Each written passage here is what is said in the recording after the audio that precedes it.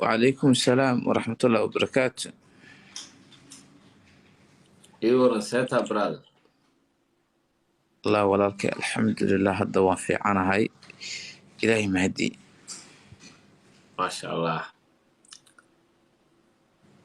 أن بلال ولو يمد بلال محل هذا هدد كان أديك سوى قدومي. الحمد لله هرتا وان كاغا مهد عنا هرتا ولالك أيوب عشومادان aad igu samaysay adiga qolkaaga waana kaa filanayay adiga iyo asxaabtaadaba inaad cashuumaadaan imid kasii qurux badanba la ii sameeyo. almuhim horta aniga ninkaa taqiinaynan ahay oo Bilaal Bulshaawi oo dhibaato ay kusoo gaartay magaaladiisii gudaheed asigoona cidna waxba ka galabsanin waxba uusan ka samaysan. caawa madashaan waxaan rabaa in laygu ciiltiro ilaahay kuma samadaraade dhibta la ii geystay lagaga meero waxa aan tabanayo dadkayga Soomaaliyeed ay igu garab istaagaan. shalayna ayagaan u adeegaya maantana ayaga dartooda la ii beegsaday beritolna waxaan rabaa inaan ayaga aan u adeego sidaas aawadeed ayaan caawa halkan u joogaa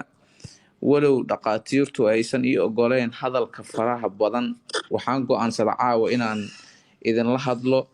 idin ogeysiiyo siday wax ii gaareen halka aan filanayo inaan ka rajeynayo inay noqoto caafimaadkayga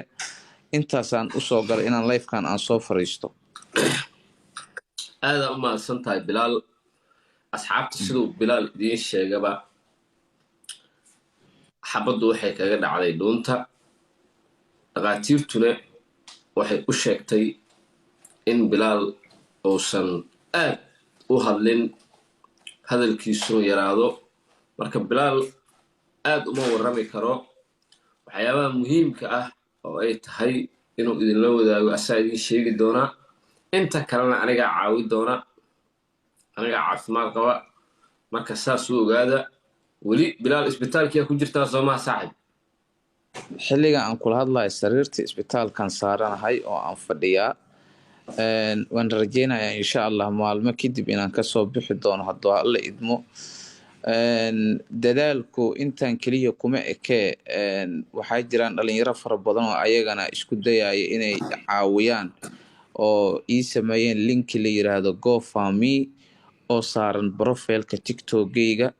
qofkii raba inuu numberkayga u helo linkigaas hadduu ku dhufto oo gudaha u galo oo GoFundMe-ga uu aqriyo qaybaha hoose numberkayga koomadeyda ku qoran halkaasna wuu igala soo xiriiri karaa wuuna iga soo caawin karaa. anigu maanta inaan Soomaali usoo baahdo oo aan gacanta aan hoorsado waxa ii geeyay waxay tahay waxaan ogahay shalay ayagaan ahaa maantana ayagaan ahay beritolna ayaga ahaan doonaa taasaa igu kaliftay inaan baahideyda aan usoo bandhigto.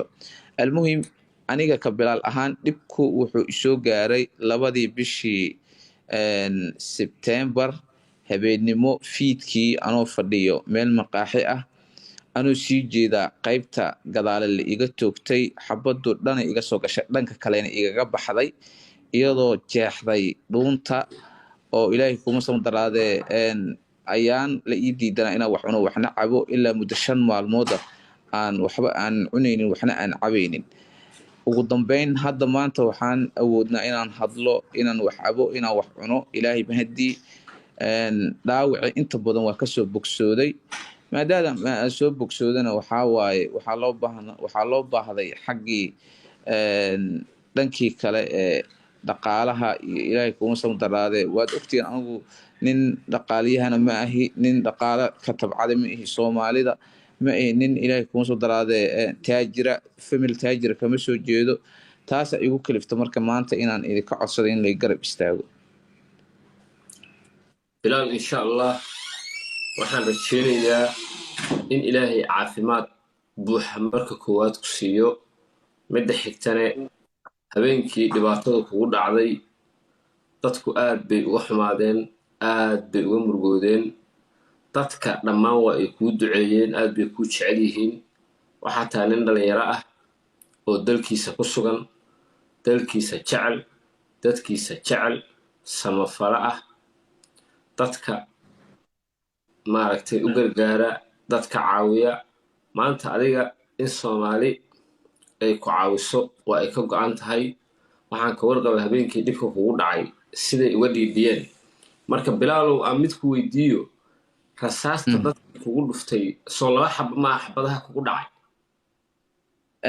midna way iga dhex baxday oo dhuunta dhinacay iga soo gashay dhigta hoosteeday ka baxday midna waxay iga sartay xagga dambe ee madaxa okay dadka xabadda kugu dhuftay ma aragta adiga ishaada ma saartay may indhahaygama saarin anuu sii jeeda la itoogta okay insha allah